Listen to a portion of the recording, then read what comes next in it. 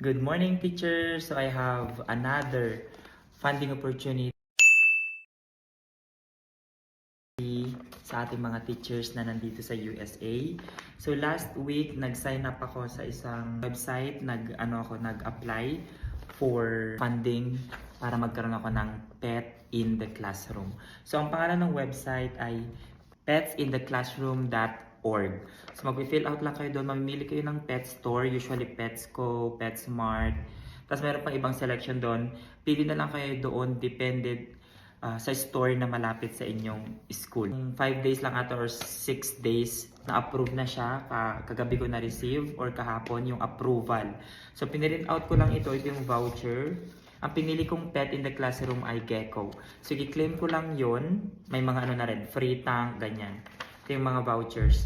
So pupunta lang ako sa Petco store and then ipapakita lang sa kanila ito and i-acknowledge nila.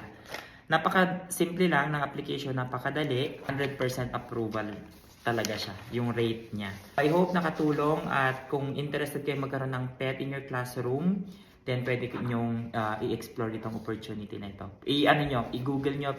Actually, maraming mga teachers gumagawa nito kahit local dito sa USA. So lang, thank you and follow for more. Bye!